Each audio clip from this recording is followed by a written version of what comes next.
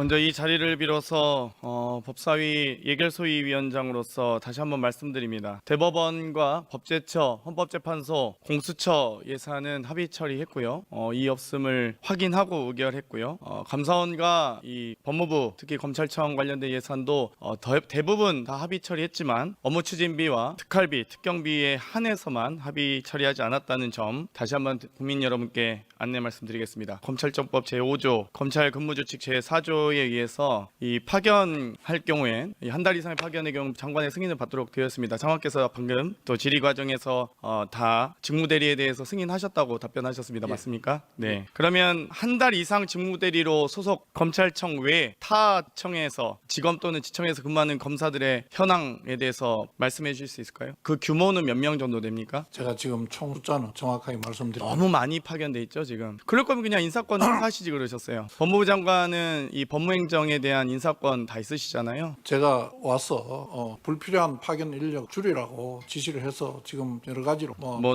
노력하고 계신 감사하는 걸로는 하고 듣긴 했습니다만 그래도 중앙지검에 수원지검에 너무 많이 파견 가 있는 거 아닌가요? 그 부분은 지금 수행한 사건들이 성격상 다른 사람이 와서 하기가 좀 어려운 물론 부분이 있어서 저는 이 민주당이라고 해서 봐줘야 된다, 국회의원이라고 해서 봐줘야 된다 이렇게 생각하지 않습니다. 필요하다면 수하셔야죠. 그런데 문제는 유독 야당의 표적으로만 삼았다는 점 또 안타깝게 생각하고요. 한편으로는 실제로 그렇게 수사할 범위가 넓으면 여의도 관할인 남부지검, 중앙지검, 수원지검에 그냥 인사명령을 내리십시오. 계속 직무대리로 해서 기형적으로 운영하다 보니까 여기에 대해서 지금 저희가 자료 요구했음에도 불구하고 중앙지검에 검사 몇 명 있는지도 자료 제출도 안 하고 있습니다. 거기에 대해서 자료 제출하실 용의가 있으신가요? 그죠. 의원님 말씀하시는 그러면 중앙지검, 수원지검에 몇 명이 검사 있는지도 모릅니다. 특수부 검사만 중요한 게 아니지 않습니까? 형사부 검사 제출하도록 하겠습니다. 제출하도록 하겠습니다. 예. 제출 못할 이유가 있겠습니까? 결산심사 과정에서도 요청드렸고요. 국정감사에서도 국정감사 자료 요구로도 했습니다. 예, 중앙지검에 몇 명이 검사가 있는지도 모르는데. 제가 다시 확인해서 의원님 제출할 수 있도록 하겠습니다. 알겠습니다. 천대엽 법원행정처장님, 저희가 법사위에서 많이 다뤘던 얘기인데요. 검찰근무규칙에 대해서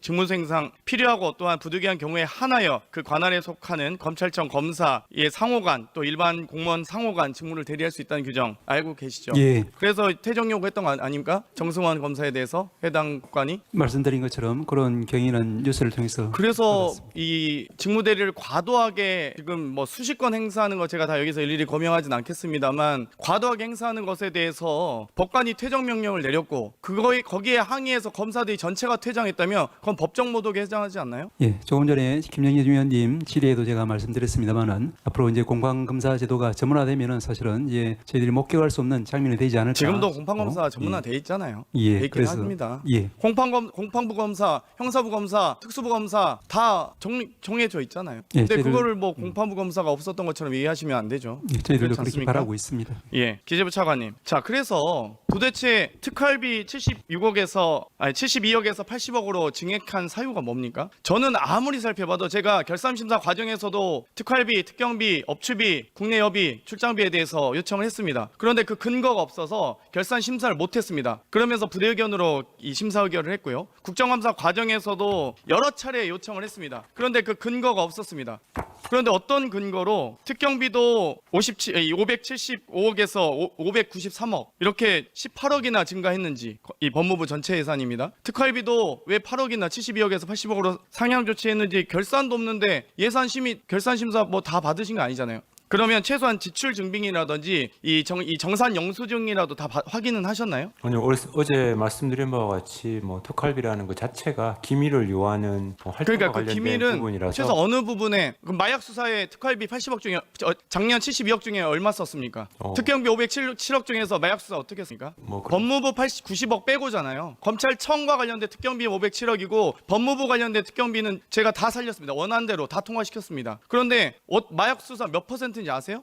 그것까지는 제가 파악을 보감찰 예산 몇 %입니까? 출입국 관리는 몇 %입니까? 모르시잖아요. 모르시는데 어떻게 예산을 편성하시냐고요. 507억이나 아니 최소 500억 넘으면 예타도 하는데 국가사업 국가재정법상 무슨 근거로 도대체 그렇게 증액을 팍팍 써주십니까? 결산 안 해도 되는 예산입니까? 그럼 특활비 특경비는? 그 특활비 어떻게 쓰는지 아세요? 감사원과 지금 법무부가 특경비는 검찰에서 검사 30만 원, 수사관 20만 원 입금시켜줍니다. 감사원도 평균 36만 원씩 입금 입금시켜줍니다. 3월 20일, 6월 20일, 9월 20일 특활비를 입금시켜주고 있어요. 심지어 특활비로 입금시켜준 내역 제가 확인하다 깜짝 놀란 게 감사활동이 필요하다고 하면서 2만 원 썼습니다. 2만 원. 2만 원 어떤 감사활동입니까? 5만 5천 원 어떤 활동입니까? 감사 대상자, 감사 제보를 받기 위해서 이 호텔에서 커피값 5만 5천 원이었습니까? 어떻게 생각하세요? 무슨 근거로 하신 거죠? 어떻게 업무용 택시비도 4억 5천이나 그렇게 편성하셨는지 저는 그렇게 근거가 없는데 어떻게 편성하는지 너무 궁금합니다. 업무용 택시비도 보고 받으셨습니까? 노래방 출발, 마사지샵 출발 다 확인하셨어요? 정말 국민들이 보시면 이거 환장을 노르십니다. 이게 나라에 돈이 없다면서 특활비, 특경비는 다 증액해 줍니다. 심지어 결산도 안 했습니다. 어떻게 쓰이는지도 모릅니다. 심지어 검사, 수사관, 감사원, 감사경비 다 월급처럼 이 정기적으로 3개월에 한 번씩 입금하고 있습니다. 3월 20일 특활비를 3월 20일, 6월 20일, 9월 20일 그래놓고 10월 달에 부랴부랴 겨우겨우 정산 이제 시작합니다. 예산 들어가니까 이게 어떻게 나라 살림이 이렇게 됩니까? 법제처장님, 법제처 법령 해석 특정 업무 경비 관련된 해석 아시죠? 알고 계십니까? 알고 계시는지 여쭙습니다. 알고 계십니까? 특정 업무 경비에 대한 법제처 법령 해석 사례 중에 특정 업무 경비는 공무원 보수 규정 등에 따라 지급되는 보수가 아니라 예산 지침에 따라 지급되는 물건비로서 경비에 해당하고 해당 금액을 사용할 수 있는 용도가 특정되어 있으면 특정한 직책이나 업무를 수행하는 데 필요한 금액을 보존해주는 실비 변상적인 성격의 경비이므로 그 명목과 실질 모두 경비에 해당하고 근로의 제공에 따라 지급하는 보수라고 보기 어렵다라고 법제처가 명시하고 있습니다. 법령 해석에서 이렇게 나와 있습니다. 어떻게 생각하십니까? 경비와 수당은 다른 거 아닙니까? 그런데 정기적으로 입금하고 있습니다. 겨우겨우 저희가 확인했더니 어떻게 생각하십니까? 보건부서에서의 실무도 다 그 지침에 맞추어서 그런 해석에 맞춰서 집행되는 거라고 저는 믿습니다. 김영현 국방부 장관께 질문드리겠습니다. 국방부 장관님, 제가 대정부 질의 때 질문드렸던 거 기억하시죠? 8월 24일 날 부천 호텔 화재 사건 이틀 지나서 골프 치셨던 거. 네. 그때 이제 장관께서는 안 치셨다고 하셨습니다. 뭐 후보자 신분이기도 하셨고요. 네. 그런데 지속적으로 골프를 많이 치러 가셨어요? 그거는 혹시 보고는 받으셨습니까? 경호처장 시절에 보고 받으셨겠죠. 국방부 장관일 때는 뭐 보고 안 네, 받으실 그렇습니다. 수도 있지만 네. 그러면 8월 24일 날 이 갔던 제가 그때 말씀드렸던 한성대 골프장 그거는 보고 받으셨던 거 아니에요? 그때는 제가 그 경호처장 신분이자 국방부장 후보자셨잖아요. 네, 차장이 대리를 하고 있어서 아예 보고를 못 청문회 받으셨다는 하느라고 거고요. 제가, 예, 보고를 9월 못 7일 남수원 골프장도 보고를 예. 못 받으셨다는 거고요.